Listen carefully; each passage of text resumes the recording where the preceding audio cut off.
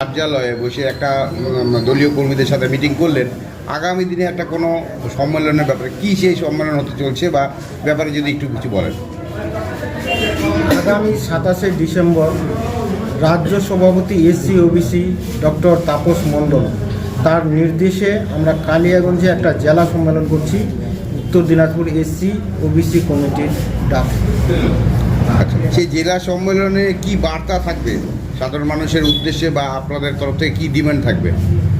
সেই জেলা সম্মেলনে আমাদের এটাই বার্তা থাকবে, দেখেন বিজেপি যেভাবে এসআইআর নোটবন্দি বিভিন্ন এই কার্যকর কখনো কখনো বা আলাদা রাজ্য এই কথা বলে আমাদের রাজবংশী সম্প্রদায়কে বিজেপি ভোট নিয়েছে, কিন্তু প্রতিবার ইলেকশন আসে প্রতিবার আলাদা রাজ্যের কথা বলে আমাদের রাজবংশী সম্প্রদায়ের মানুষ কিন্তু ভোট দিয়ে দেয়।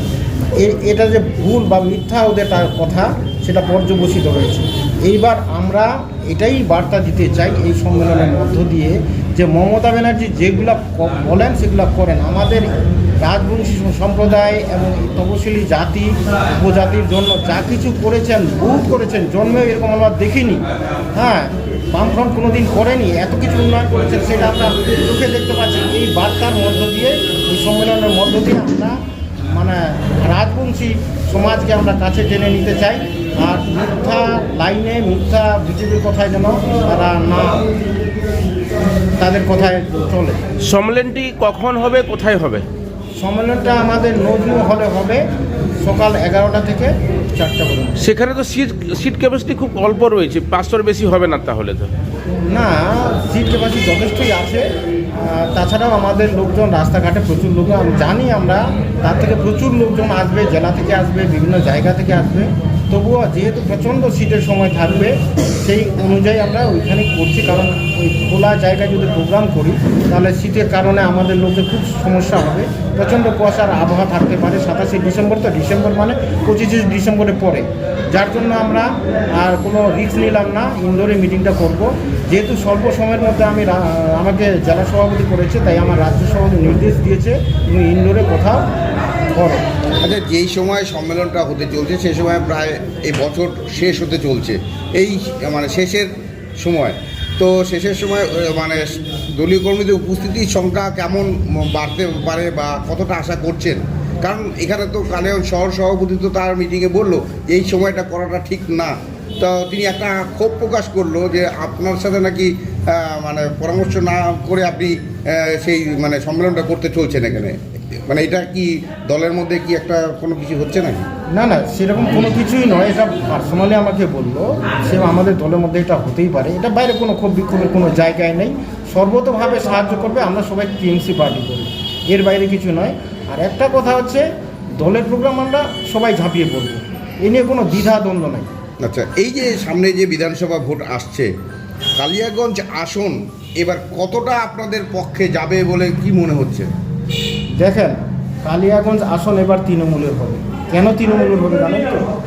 এই যে ওরা এসআইআর দেখাচ্ছে, এসআইআর মানে হিন্দু ভোটগুলো যাচ্ছে, বারবার করে রোহিঙ্গা বলছে, কিন্তু রোহিঙ্গার কিন্তু ভোট কাটে নাই, আর রোহিঙ্গা আমরা চোখেও দেখতে পাই না। আমাদের ভারতবর্ষের সম্প্রীতি তারা নষ্ট করছে, তারা দেশপ্রেমী বলছে, তারা দেশের জন্য কিছুই করছে না, দেশকে দাঙ্গা সৃষ্টি করার চেষ্টা করছে।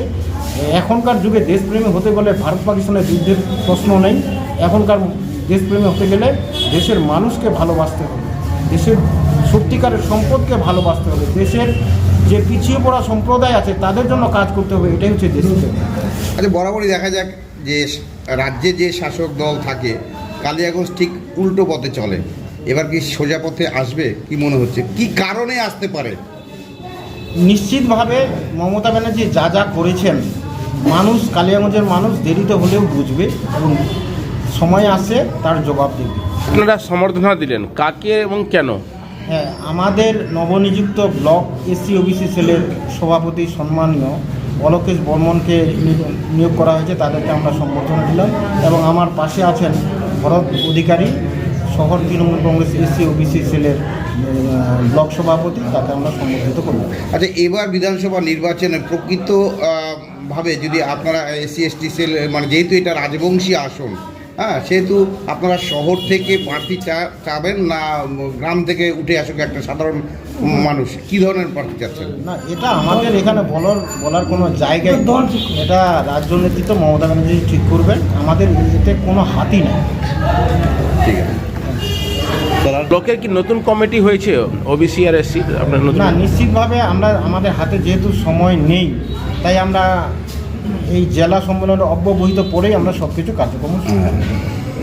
তাহলে নতুন করে হচ্ছে আপনাদের এসসি সেলের হচ্ছে ব্লক সভাপতি হচ্ছে অলিকেশ বর্মনকে করা হয়েছে। অলোকেশ বর্মন এবং টাউনের এসসি ওবিসির টাউন সভাপতি হচ্ছে ভরত অধিকারী। ঠিক আছে।